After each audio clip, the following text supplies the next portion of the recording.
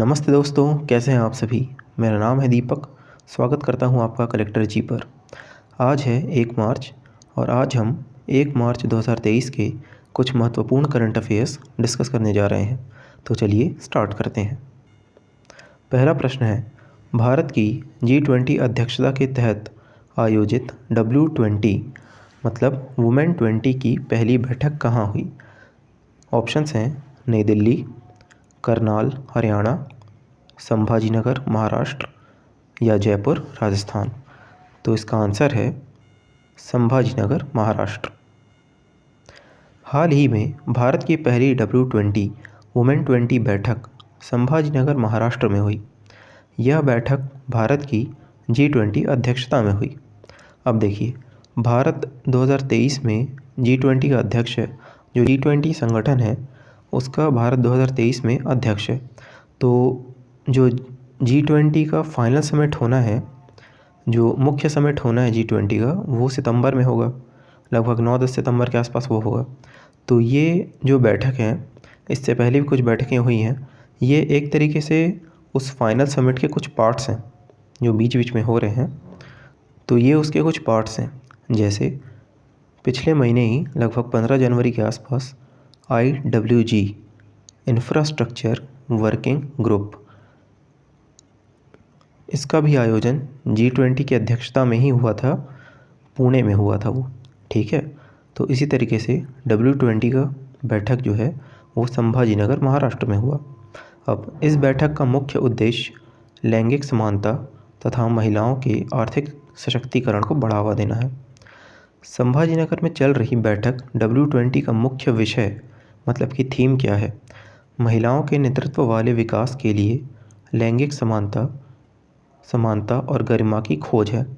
ये थीम उतना इम्पोर्टेंट नहीं है, इसको आप नहीं पढ़ेंगे तब भी चलेगा, ठीक है। अब भारत के G20 शेरपा कौन है, ये इम्पोर्टेंट है, अमिताभ कांत। अब हम लोग देखते हैं ये G20 शेरपा। तो ये शेरपा होता क्या एक्चुअल में। शेरपा जो होता है वो सरकार के मुखिया का निजी प्रतिनिधि होता है। अब सरकार का मुखिया कौन हो गया, वो हो गया, मान लीजिए हमारे देश के लिए हो गए हमारे प्रधानमंत्री। अब उनका निजी प्रतिनिधि मतलब कि एक तरीके से G20 में शेरपा जो है वो हमारे देश को रिप्रेजेंट करता है, ठीक है। अब ये शेरपा शब्द आया कहाँ से, तो शेरपा शब्द नेपाल से आया है। नेपाल में शेरपा वो होते हैं जो पर्वतारोहियों को, माउंटेनियर्स को गाइड करते हैं। तो वहीं से ये शब्द आया है, ठीक है। अब यहाँ पे एक और फैक्ट क्या है, महाराष्ट्र के औरंगाबाद का नाम बदलकर संभाजीनगर कर दिया गया है। तो ये भी आपको ध्यान रखना है कि औरंगाबाद का नाम बदलकर संभाजीनगर कर दिया गया है, ठीक है। चलिए बढ़ते हैं अगले प्रश्न की तरफ। भारत का पहला हाइब्रिड रॉकेट कहाँ लॉन्च किया गया। ऑप्शंस हैं तमिलनाडु, उड़ीसा, आंध्र प्रदेश, केरल। तो इसका आंसर है तमिलनाडु। तमिलनाडु के चेंगलपट्टू में भारत का पहला हाइब्रिड रॉकेट लॉन्च किया गया। इस प्रक्षेपण का नाम APJ अब्दुल कलाम SLV यानी सैटेलाइट लॉन्च व्हीकल मिशन 2023 है। इस रॉकेट को 6वीं से 12वीं कक्षा के 5000 छात्रों ने मिलकर बनाया।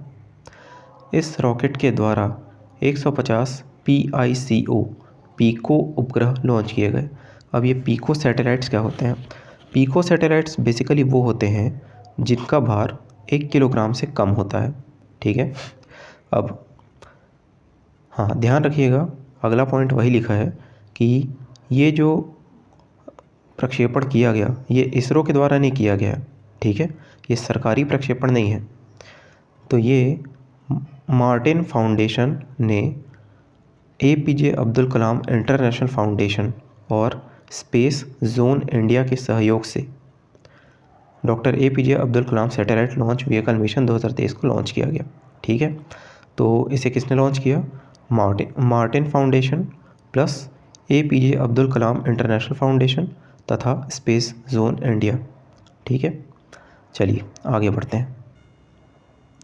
भारत का नया ड्रग कंट्रोलर जनरल किन्हें नियुक्त किया गया। ऑप्शंस है अडार पूनावाला, राजीव रघुवंशी, PBN प्रसाद, अनिल लोहाटी। तो इसका आंसर है राजीव रघुवंशी।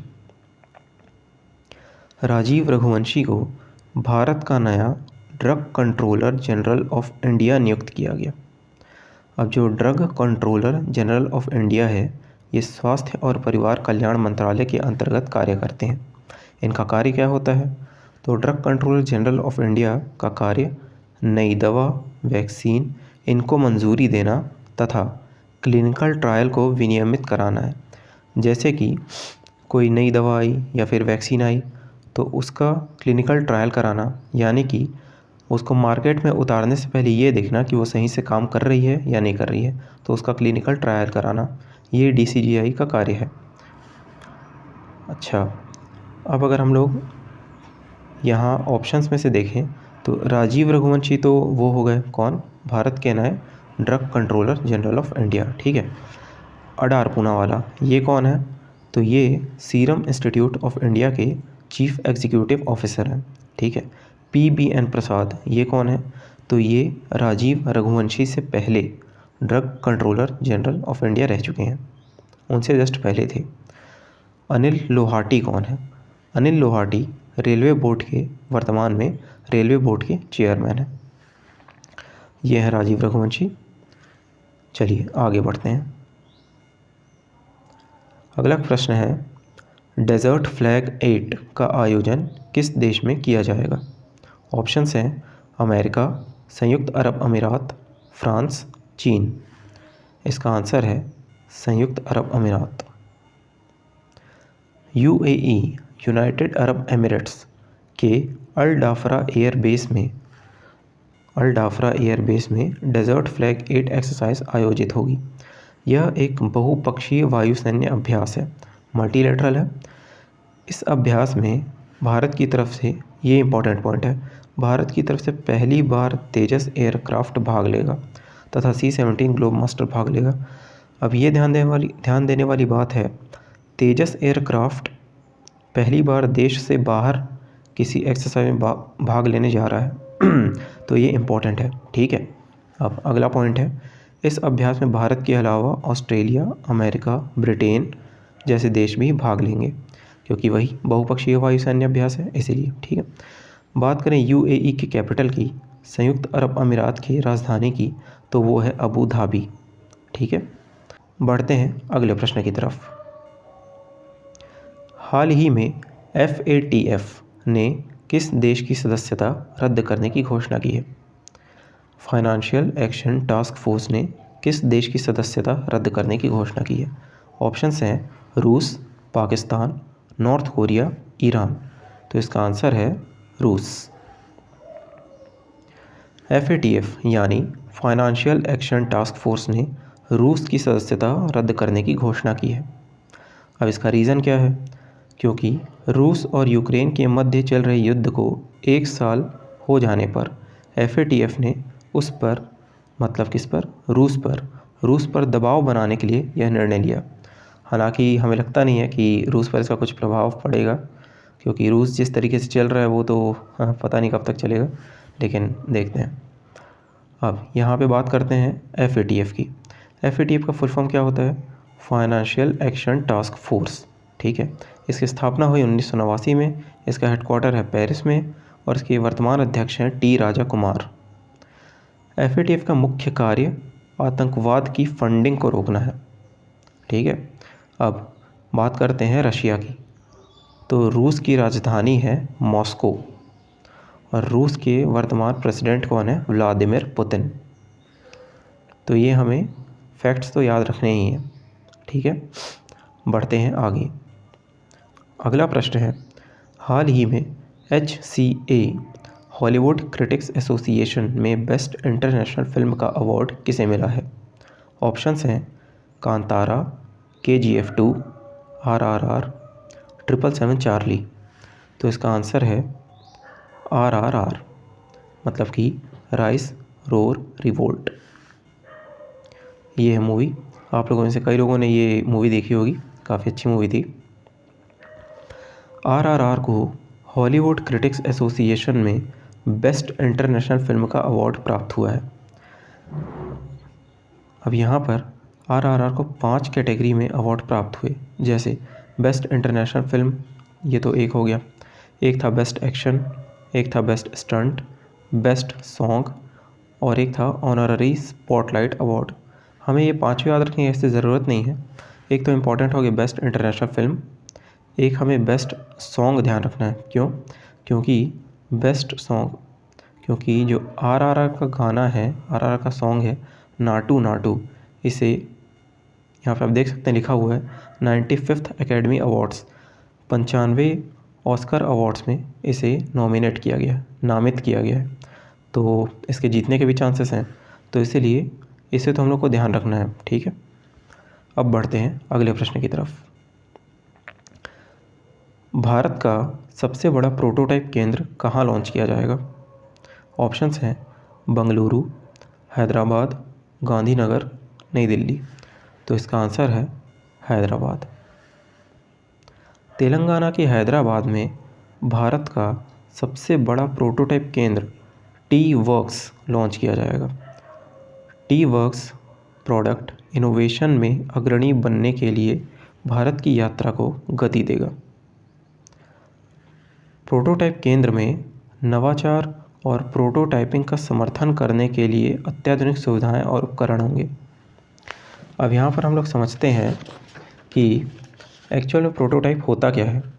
तो प्रोटोटाइप किसी वस्तु या उत्पाद को बनाने से पहले बनाया गया उस वस्तु का एक प्रतिरूप कह सकते हैं, वो होता है जिससे हमें उस वस्तु को जो हमें भविष्य में बनानी है उसके बारे में जानकारी मिल जाती है। तो ये होता है प्रोटोटाइप। तो ये टी-वर्क्स, इसके CEO कौन है? सुजय करमपुरी। बढ़ते हैं अगले प्रश्न की तरफ। हाल ही में विश्व पुस्तक मेला 2023 का उद्घाटन कहाँ किया गया? ऑप्शंस हैं गुजरात, नई दिल्ली, छत्तीसगढ़, जम्मू कश्मीर। तो इसका आंसर है नई दिल्ली। नई दिल्ली के प्रगति मैदान में विश्व पुस्तक मेला 2023 का उद्घाटन किया गया। यह उद्घाटन शिक्षा राज्य मंत्री राजकुमार रंजन सिंह के द्वारा किया गया। देखिए, राजकुमार रंजन सिंह शिक्षा राज्य मंत्री हैं, लेकिन शिक्षा मंत्री कौन है? जो केंद्रीय शिक्षा मंत्री हैं वो हैं धर्मेंद्र प्रधान। दोनों में आपको डिफरेंस ध्यान रखना है। ठीक है, अब इस मेले का आयोजन national book trust of India तथा भारतीय व्यापार संवर्धन संगठन द्वारा किया गया। ठीक है, बढ़ते हैं अगले प्रश्न की तरफ।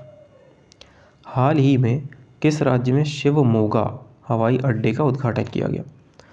ऑप्शंस हैं कर्नाटक, केरल, तमिलनाडु, तेलंगाना। आंसर है कर्नाटक। प्रधानमंत्री नरेंद्र मोदी के द्वारा कर्नाटक में शिवमोगा हवाई अड्डे का उद्घाटन किया गया। इस एरोड्रम को 450 करोड़ रुपए की लागत से बनाया गया है और यह बेहतर हवाई संपर्क के साथ मध्य कर्नाटक के लोगों की ज़रूरतों को पूरा करेगा। ये है शिवमोगा एयरपोर्ट। ठीक है, बढ़ते हैं अगले प्रश्न की तरफ। हाल ही में किस राज्य के मंदिर में धार्मिक अनुष्ठान के लिए रोबोटिक हाथी इस्तेमाल करने का फैसला किया गया? ऑप्शंस हैं उड़ीसा, केरल, तमिलनाडु, कर्नाटक। तो इसका आंसर है केरल। केरल के त्रिशूर जिले में स्थित इरिंजादापल्ली श्री कृष्ण मंदिर में अब अनुष्ठान के लिए असली की बजाय रोबोटिक हाथी का इस्तेमाल किया जाएगा। देखिए, ऐसे हम लोग जानते हैं कि हमारे पूरे भारतवर्ष में ही हमारे यहाँ की संस्कृति इतनी अच्छी है कि यहाँ के पशु, नदी, पेड़ पौधे की हम लोग पूजा करते हैं। वैसे ही दक्षिण भारत में हाथियों की बहुत मान्यता है, हाथियों की वहाँ पूजा की जाती है। तो वैसे ही केरल के त्रिशूर जिले में एक मंदिर है जिसका नाम है इरिंजादापल्ली श्री कृष्णा मंदिर। वहाँ पर पहले असली हाथी से अनुष्ठान करवाया जाता था, अब वहाँ पर रोबोटिक हाथी का यूज़ किया जाएगा अनुष्ठान के लिए। ठीक है, यह हाथी मंदिर को पेटा इंडिया ने भेंट किया है। इस हाथी का नाम रमन रखा गया है। क्या रखा गया है? रमन रखा गया है। इसका वज़न 800 किलोग्राम है, वहीं ये 11 फीट ऊंचा है। अब बात करते हैं पैटा की। पैटा की फुल फॉर्म क्या है? PETA, people for ethical treatment of animals. People for ethical treatment of animals. यह एक गैर सरकारी संगठन है जो जानवरों के संरक्षण तथा उनके कल्याण के लिए कार्य करता है। ठीक है, ओके, थैंक यू। तो ये थे हमारे आज के करंट अफेयर्स। मिलते हैं नेक्स्ट वीडियो में। Thanks for watching it.